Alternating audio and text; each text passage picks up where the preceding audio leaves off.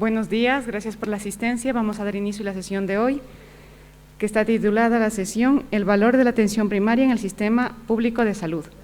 Nos va a exponer este tema Lucía Rosario y Cristina Benítez, residentes de tercer año de Atención Familiar y Comunitaria.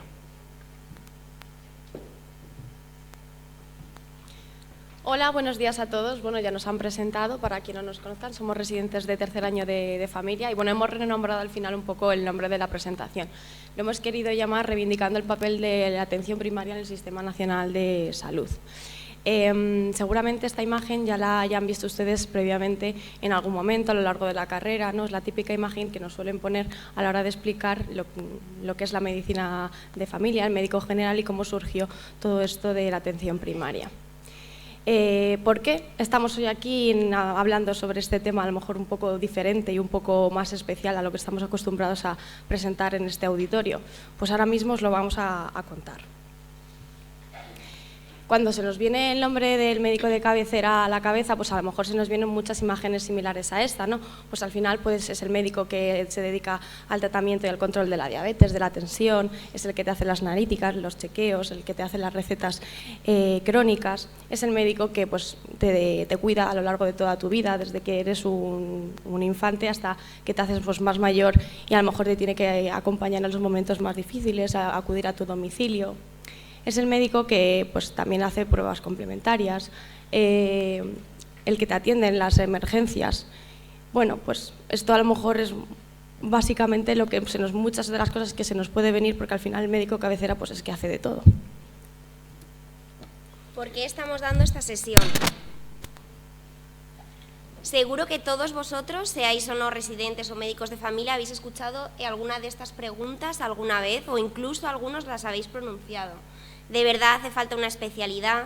¿Vais a volver a rotar otra vez por todo? Con ese número que has sacado, ¿de verdad? ¿Por qué no coges otra especialidad y en vez de hacer medicina de familia?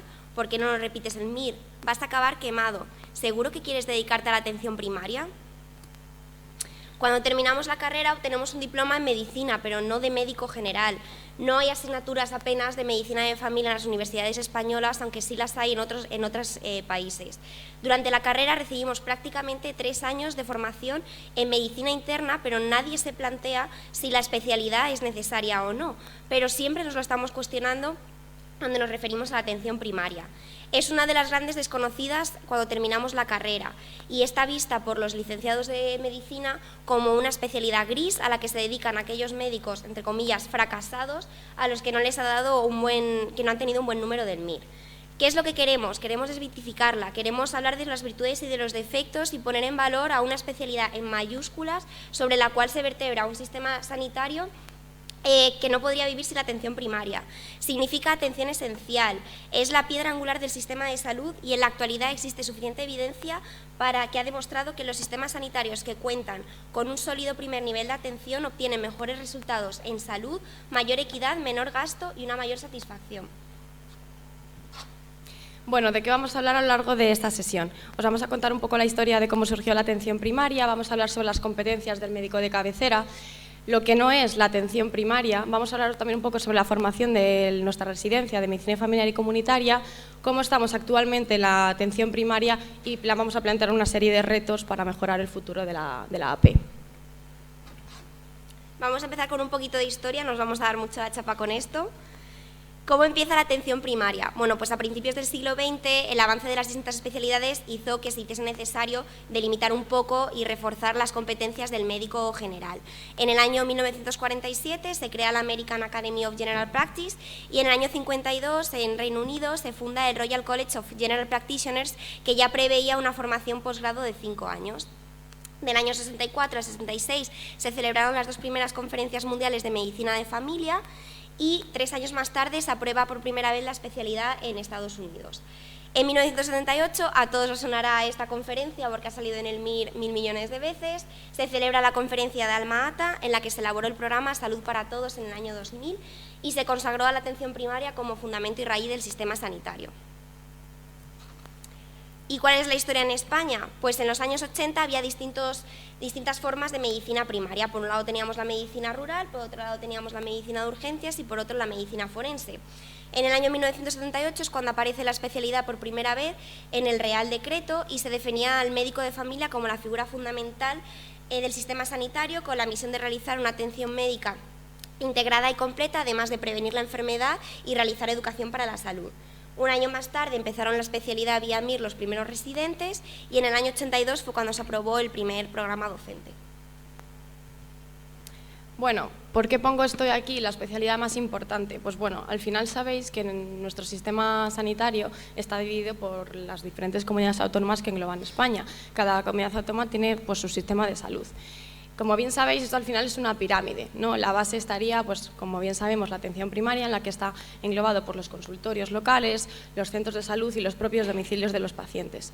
En un piso superior pues, estaría la atención hospitalaria, ¿no? Que se englobaría a los centros de especialidades y a los distintos hospitales. Y por último, tendríamos las urgencias, bien las extrahospitalarias o las hospitalarias.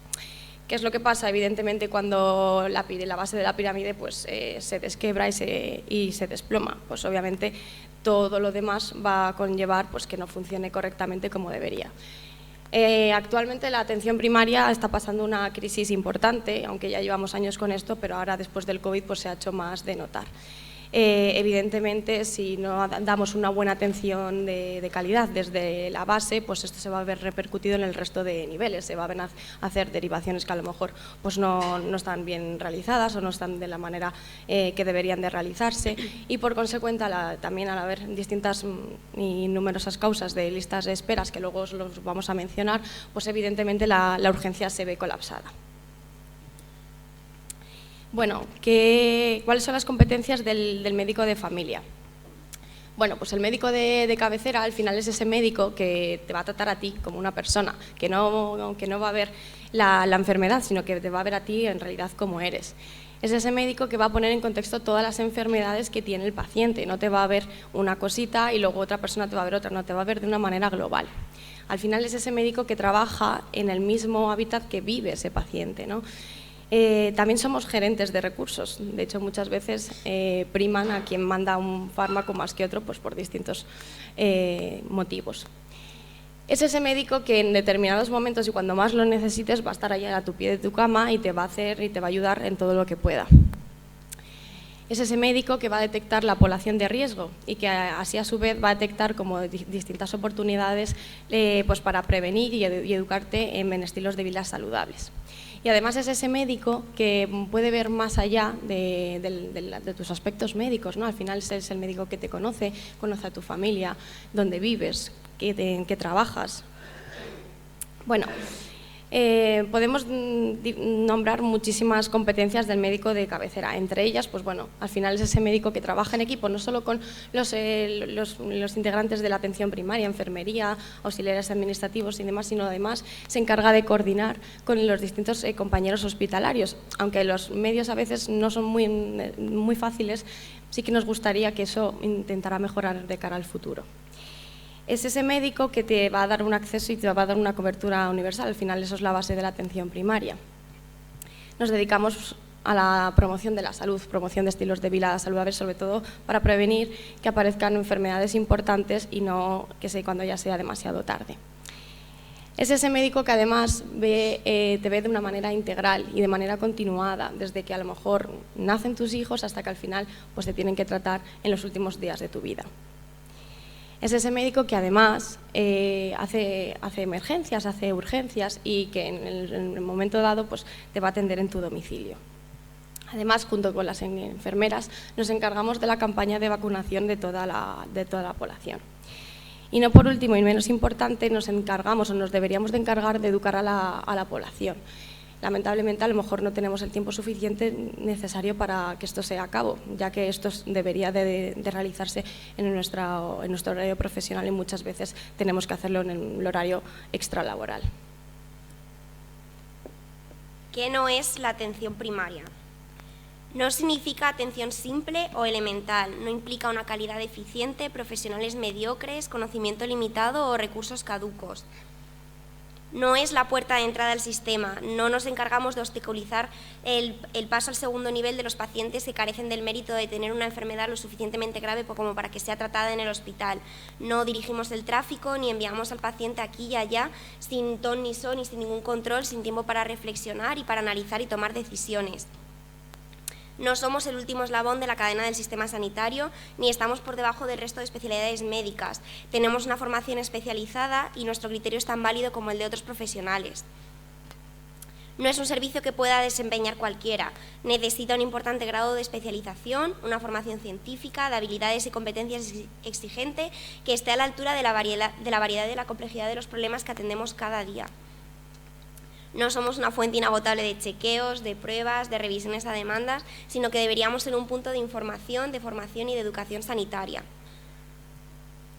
Tampoco deberíamos ser una consulta burocrática o administrativa, ni un ordenador que dispensa recetas, analíticas o bajas laborales. Debería la consulta ser un encuentro en el que se establece una relación médico-paciente empática y humanizada, con la que la comunicación entre ambos da lugar a la toma de decisiones compartidas, y muchas veces esto no es así. La atención primaria no debería ser un campo de batalla ni una carrera de obstáculos y parece que es en lo que se está convirtiendo. No es solo una consulta médica, la medicina familiar y comunitaria se practica tanto dentro como fuera de la consulta. Debemos cuestionarla constantemente, investigar, analizar, modificarla. Debemos tener el derecho y el deber de investigar, de aprender y de enseñar. Bueno, vamos a hablaros un poquito sobre nuestra formación en esta especialidad. Nosotros como médicos residentes nos formamos a lo largo de 4 años en distintas áreas médicas. Tenemos una formación doble, una formación hospitalaria y una formación en el centro de salud. Especialmente en los 3 primeros años pues, pasamos por todas las especialidades médicas que luego van a ser relevantes para luego poder atender todos los problemas de salud que nos vamos a encontrar en la consulta del día a día. Sí que es verdad que el último año pues, lo dedicamos exclusivamente para la consulta de atención primaria, en la que vamos adquiriendo nuestra propia independencia a la hora de pasar consulta el día de mañana. ¿Qué salidas laborales tenemos? Pues ya las sabéis, la consulta de familia, podemos trabajar en residencias de ancianos, en las urgencias hospitalarias o extrahospitalarias, podemos trabajar también en cuidados paliativos, incluso en medicina laboral. ¿Cuál es la situación de la atención primaria en el momento actual? Bueno, muchos de vosotros habréis incluso estado en algunas de las manifestaciones, de las huelgas que se han ido convocando a lo largo de estos meses, reivindicando la situación tan lamentable en la que se encuentra ahora la atención primaria. Estas son algunas de las imágenes de las últimas reivindicaciones y os vamos a leer algunos de los titulares. Alguno de estos, el primero, por ejemplo, es de hace apenas unos días. El defensor del pueblo da un tirón de orejas a las administraciones por la atención primaria. La atención primaria está ya en España. La demanda de urgencias bate récords. Nunca habíamos visto un mayo como este. La demanda de sanidad privada en Euskadi alcanza la cifra más alta en 30 años. ¿Por qué no quiero ser médico de familia? Mi padre es don Enrique, el más respetado, pero no puedo vivir como él. Los nuevos médicos no quieren trabajar en la atención primaria de Ayuso. Solo se cubren 21 plazas de las 128 ofertadas. Ser médico de familia no seduce. Los MIR dejan demasiadas plazas vacantes. Bueno, ahora queremos nombrar algunos de los problemas más importantes que han hecho que la atención primaria esté en la situación en la que está. El más importante de todos, el fundamental, es la inversión tan deficiente que tiene. De 1984 a 2019, el gasto sanitario para hospitalaria creció un 59% más que el de la atención primaria. La Organización Mundial de la Salud recomienda que al menos un 25% del presupuesto de sanidad se dedique a la atención primaria, pero si os fijáis en el gráfico que tenemos aquí, ni una sola de las comunidades autónomas llega a acercarse siquiera a ese mínimo. La más alta es Andalucía, con un 18%, y si os fijáis en Castilla-La Mancha, que está aquí abajo, no llega ni a un 13%. Otro de los grandes problemas que estamos teniendo ahora, sobre todo en la era post-COVID, pues es las grandes listas de esperas que tenemos para que los pacientes cojan consulta en nuestras agendas. Se ha visto que 2 de cada 3 personas en España pues esperan más de un día para poder ser atendidos debido a la falta de huecos en las agendas de los centros de salud, situándose la media para conseguir una cita en atención primaria en más de una semana. Si os podéis ver en el gráfico que os hemos puesto comparando entre el año 2019 y el 2022, aquí arriba, más de un 25% en la actualidad pasan más de 7 días sin poder ser atendidos en nuestras consultas. Y esto es, la verdad, que es por muchas cosas. Bien porque no hay médicos suficientes para cubrir los puestos que se deberían de cubrir, bien porque se están cerrando centros de salud, bien porque no se sustituyen a las personas cuando se cogen bajas laborales o se van de vacaciones. Y también una de las cosas que también hemos visto notablemente en nuestras consultas es que la población se ha vuelto una hiperfrecuentadora, hiperconsultora a raíz de la pandemia. Entonces, esto es una situación que no hace más que empeorar y el tiempo de media espera habéis visto que ha aumentado más de un 50% en menos de 3 años. La falta de profesionales. No hay recursos humanos suficientes en la atención primaria por alguna de las razones que ha dicho Cris, pero sobre todo por la precariedad y los contratos inestables que hacen que los facultativos busquen mejores condiciones laborales. Apenas la mitad de los residentes que terminan medicina de familia se quedan en los centros de salud. Prefieren irse o a las urgencias, tanto de nuestra hospitalaria como del hospital, a hospitalización a domicilio, a los puntos de atención continuada, porque les ofrecen mejores condiciones de trabajo. Las plantillas están envejecidas. En todo el sistema de salud, el 21% de los médicos tienen más de 60 años y solo el 14% tienen menos de 40. Esto hace notablemente que la falta de gana y la falta de motivación, o incluso no se dé una atención de calidad, no se dedique ese tiempo para reinventarse, para formarse, y obviamente eso luego sea consecuente con lo que estamos viendo en la actualidad. Según los cálculos de la OMC, pues en la actualidad faltan más de 4.700 médicos de familia y 1.300 pediatras en la sanidad pública, en la atención primaria. Y luego queríamos hablar también del reto de la España despoblada.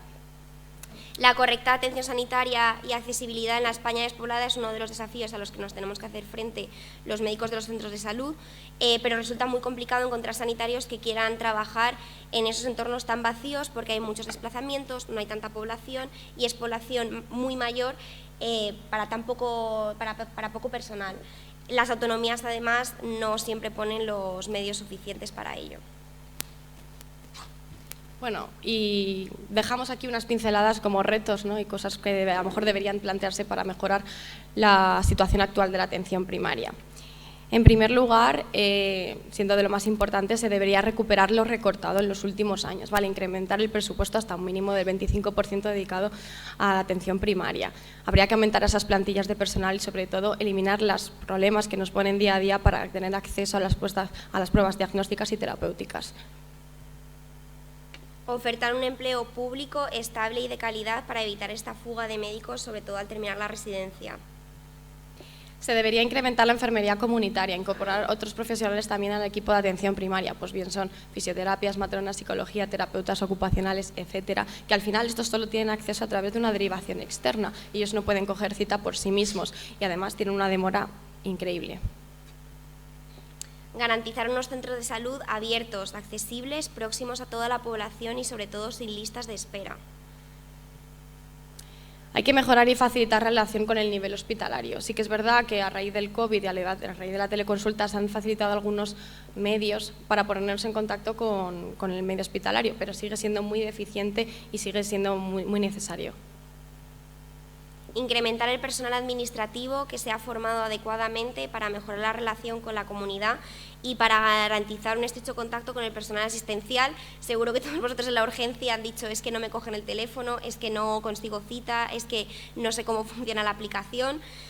Así conseguiríamos también disminuir la demanda de atención en los centros. Hay que garantizar la participación y empoderar a la ciudadanía en promoción de la salud y la mejora de los servicios sanitarios. Como bien os he dicho, esto es trabajo nuestro, pero también necesitamos que nos ayuden desde arriba a poder dedicarnos a esto y a lo mejor liberar parte de nuestro horario laboral en formar a esta población. Potenciar las actividades formativas, docentes y de investigación con recursos y con un equipamiento propio y suficiente que muchas veces falta en los centros de salud. Y bueno, ahora mismo os vamos a poner un vídeo casero que hemos elaborado interrogando a médicos de atención primaria que van a tener mucha más experiencia desde luego que nosotros y sobre todo también a nuestros compañeros de hospitalaria. En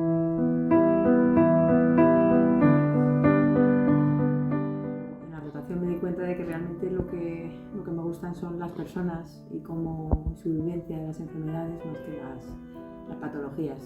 Así que me ofrecieron rotar en el centro de salud y dije, roté además en un centro de salud urbano del centro de Madrid, que vimos 60 pacientes en una tarde, y me encantó porque cada cosa que veías era distinto, y además ya no solo era medicina, veías también pues, los problemas de la gente, tenía parte social, que yo creo que no hay otra especialidad que vea tanto la parte social y no solo la enfermedad por la que vienen los pacientes. Tener una referencia en casa de un médico de familia y cómo vivía la profesión y el volver a casa feliz con lo que hacía, y sobre todo la dedicación que tenía hacia sus pacientes y con sus compañeros, fue el primer paso. Y luego descubrir no tanto la rotación, sino tal vez durante la carrera lo bonito que era la patología médica, fundamentalmente a través de la rotación de medicina interna, en un entorno extrahospitalario y con una atención constante y un seguimiento longitudinal, fue lo que me marcó. Yo siempre he querido ser médico de atención primaria, fue una de mis prioridades, y principalmente es por la capacidad que tiene integradora y global del paciente, ¿no? Es la importancia de tratar no a la enfermedad, sino a las distintas enfermedades que tiene el paciente, y sobre todo la importancia de tratarlo a lo largo de toda su vida, ¿no? Es una de las especialidades más completas, es una de las más bonitas, y yo creo que es la que te permite estar con el paciente y tener un trato mucho más cercano en el día a día. Trabajar para la población, en la proximidad, no es en su entorno, tener relación con el paciente en su entorno, en su mundo, y lo demás pues todo era ser médico hospitalario. Entonces, bueno, para mí esto era ser médico, la proximidad, la cercanía.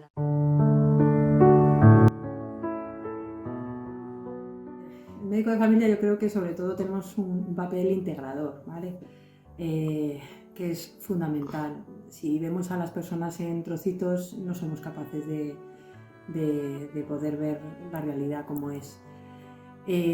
Algo muy importante que tenemos que hacer también es detectar necesidades en salud, ¿vale? No solo lo que nos trae el paciente a la consulta, las quejas, es lo importante. Nosotros vamos más allá y detectamos necesidades en salud.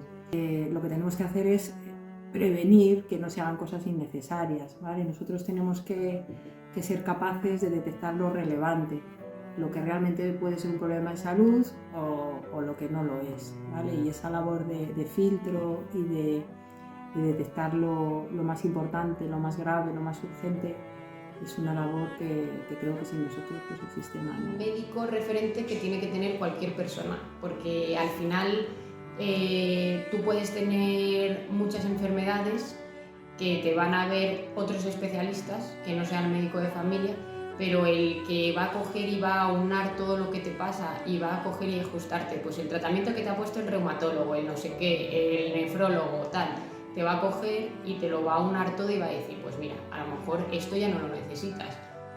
Cualquiera de nosotros que hayamos ido a una consulta de atención primaria o a nuestro médico de familia o nuestro médico de cabecera de toda la vida, sabemos lo importante que es el primer contacto. El primer contacto, el seguimiento, una relación médico-paciente basada en la confianza y el sentir esa atención cercana y de calidad. Yo creo que el papel del médico de atención primaria es primordial, es esencial y sobre todo es estabilizador en la salud del paciente, porque vemos por esa visión global que tenemos, claro, ¿no? Aunamos de un lado, de otro, e intentamos pues también visualizar al propio paciente, pero por su propia seguridad. Es un poco también seguridad del paciente, ¿no? Pero sobre todo esa médico de familia o la primera barrera que es a la que llega el paciente no funciona o no va bien, creo que toda la cadena se pierde. Porque siempre ha sido una persona referente para la gente y es el médico en el que pueden confiar.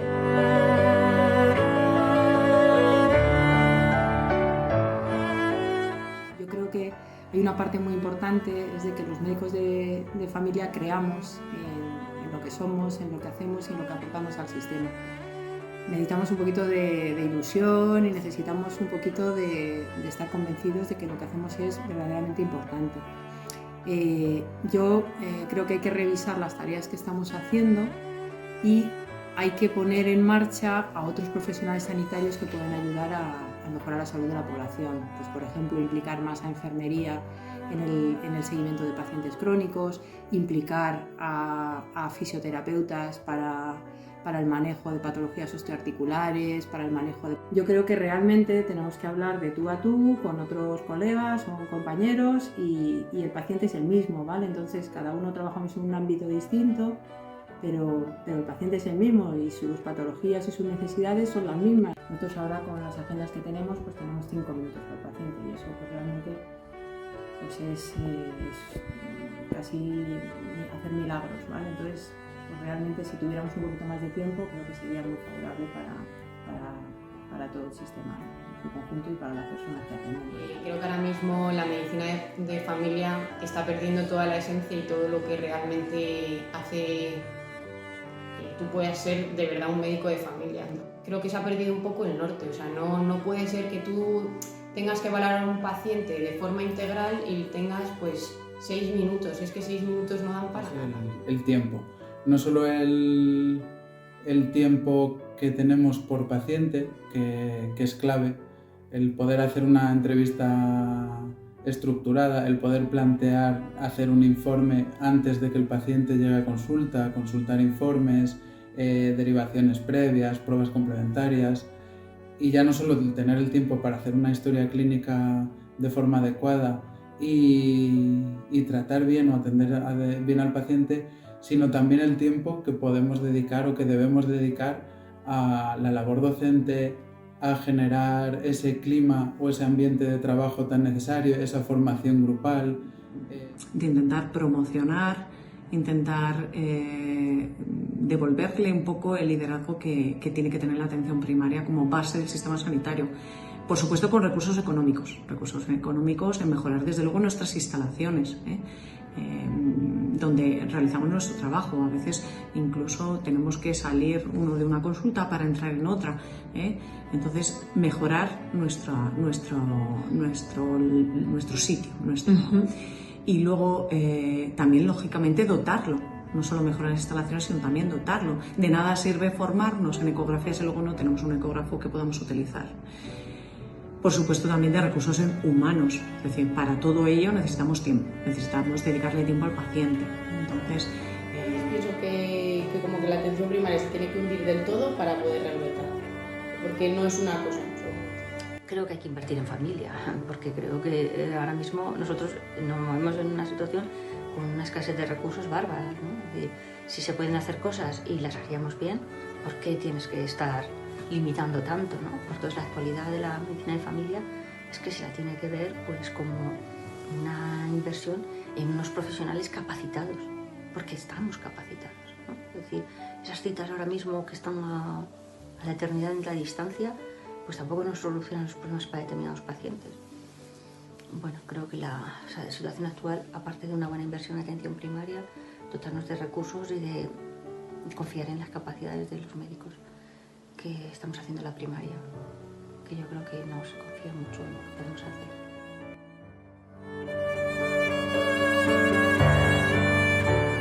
Pues sin ninguna duda, claro que la volvería a coger. Cada vez me gusta más, cada vez me siento más médico de familia y se la recomendaría a cualquier médico que le gusten las personas. Yo creo que a día de hoy y más que nunca probablemente haya otras especialidades que me atraigan no tanto como esta, como puede ser medicina interna, psiquiatría u otras similares, pero no la cambiaría por otra. Por supuesto que sí. Claro. A pesar de los tiempos que corren, por supuesto que sí. Pues me duele mucho decir esto, pero a veces creo que no volvería a ser médico. Es decir, ni familia ni médico. Creo que no se nos está valorando en muchas ocasiones. Y es una profesión que te exige continuamente renovarte, continuamente formarte.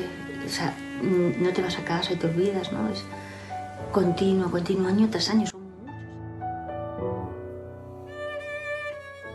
Bueno, yo creo que tiene un papel fundamental. El médico de familia es, o por lo menos debería ser, pues el pilar de toda la atención pública porque es el que tiene más cerca al paciente, es el que muchas veces le conoce, puede hacer un seguimiento, puede comparar entre una exploración y otra, y luego aparte el papel que puede tener si se le deja hacer su labor bien en la medicina preventiva para evitar muchísimas patologías.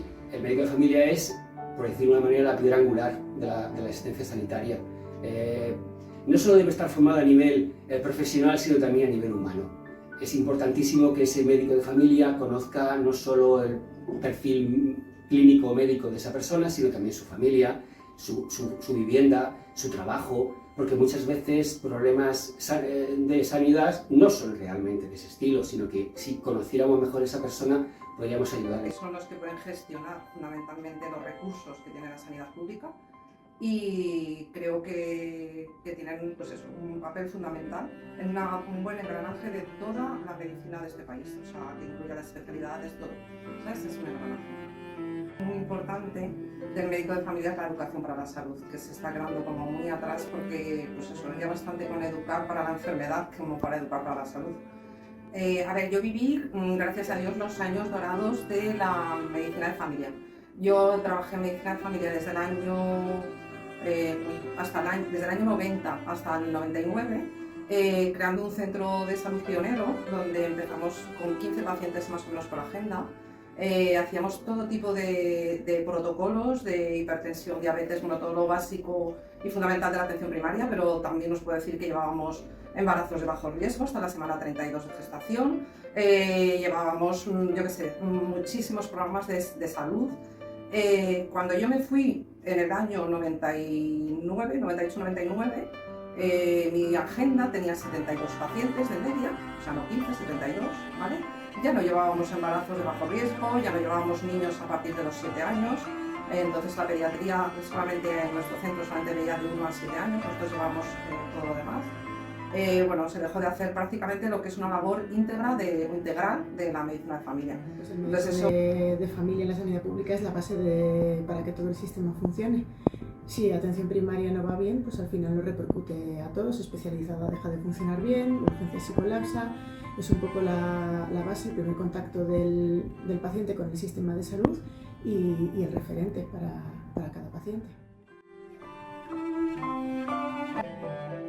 En atención primaria hay un problema muy grande en general en España y en determinadas comunidades más que en otras por la falta de medios y la falta de previsión y de darle la importancia que merece. Entonces, fundamentalmente falta de personal y desatención en muchos puntos. Haría falta más personal porque tienen un problema de falta del tiempo que tienen que dedicarle a los pacientes, una sobrecarga de burocracia pues para hacer bajas, recetas, etcétera, que no les permite hacer bien el trabajo y resolver cosas que podrían resolver seguramente si no estuvieran tan sobrecargados, y luego que existiera la posibilidad de atención también de urgencias para poder hacer su labor y que llegara a todas las áreas, a todos los pacientes que no llegan esto.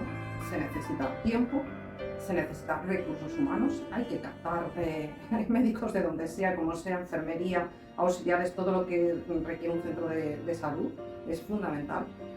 No nos olvidemos que la labor administrativa es muy importante y que unos buenos auxiliares administrativos también son muy importantes, ¿vale? Que la enfermería es básica también, ¿vale? Pues a ver, la verdad es que atención primaria yo creo que está pasando por un momento muy complicado.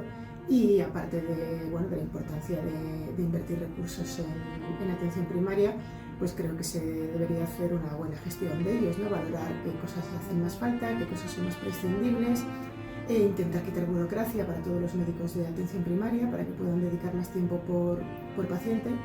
Y creo que también es importante hacer una labor de educación con la población para que se haga un buen uso de la atención. Formación, hacer todos los cursos posibles de formación para intentar explicar a los especialistas de nuestra patología qué se puede solucionar y cómo en primaria y cuáles son los criterios de derivación que a lo mejor estén un poquito más claros y con cursos de formación yo creo que se puede solucionar. Dos, la comunicación con primaria, porque muchas veces hay dudas que se pueden resolver con una llamada de teléfono o con un mail, y si hubiera alguna vía de comunicación mejor entre primaria y especializada, pues eso lo conseguiríamos mejorar. Y luego otra cosa que se nos olvida en tercer lugar a los especialistas es intentar no sobrecargar a los médicos de familia con cosas que podríamos hacer nosotros o que debemos hacer nosotros, como por ejemplo hacer las recetas a los pacientes que vemos en la consulta o que demos de alta, incluso que veamos en urgencias, explicar bien detenidamente las indicaciones pues cuando hay que hacer una cura o cuando hay que hacer un seguimiento de algún tipo, que podamos especificarle a los pacientes, porque a veces los pacientes recurren al médico de familia para esas recetas o para ese seguimiento que no le hemos explicado cómo tienen que hacer, y ser un poquito más claros en los informes que damos y las explicaciones para que luego no tengan que adivinar en primaria pues el tiempo de baja que necesitan o cuál va a ser la recuperación o cuáles van a ser las necesidades. Es más cercanía entre la especializada y la atención primaria. Tiene que haber más colaboración y, por supuesto, más cursos formativos. Porque se está viendo que muchas veces las consultas, las derivaciones de un paciente derivado de atención primaria a veces no está bien dirigido porque no lo sabe el médico de cabecera, y queremos de alguna manera mejorar eso. Formación y, por nuestra parte, más cercanía y más colaboración con la atención primaria.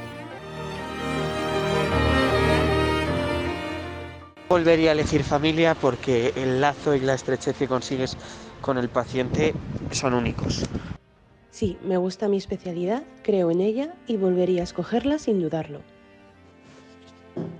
No fue la especialidad que yo pensaba a la que me iba a dedicar antes de hacer el MIR, pero me he enamorado de esta especialidad y sin dudarlo volvería a cogerla 1 y 1 millón de veces más.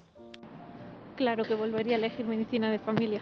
Por muchas trabas que nos pongan, no deja de ser la especialidad más bonita que hay. Yo volvería a coger familia. Vamos, es que me encanta esta especialidad. Yo sí volvería a elegir familia y sí repetiría esta especialidad 1 y 1000 veces. Si volviera a empezar, volvía a elegir medicina de familia. Sin duda, es la medicina por antonomasia. Sí, definitivamente familia es la especialidad que siempre he querido hacer y la repetiría 1000 veces. Sí, volvería a escoger familia porque es la especialidad más completa y la más cercana al paciente. Sin ninguna duda, volvería a elegir hacer medicina de familia. Sin duda, volvería a coger familia, a pesar de que no fue ni mucho menos mi primera elección. Volvería a hacer familia. Sí, o sea, soy médico de atención primaria. Para mí es la especialidad más maravillosa del mundo, la más dura, sin ninguna duda. Eres la cara visible de un sistema que no funciona. Al final nadie va a reclamar al hospital las citas de trauma, te vienen a ti. Pero creo que los abrazos de verdad, el reconocimiento y el cariño que te dan los pacientes si las cosas las haces bien, eso no tiene precio.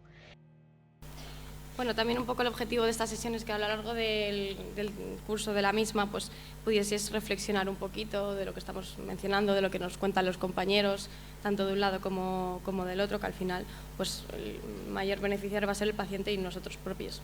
Entonces nada, daros muchísimas gracias a todos por haber venido hoy, por todos aquellos que habéis colaborado en esta sesión tan diferente y tan especial y por escucharnos.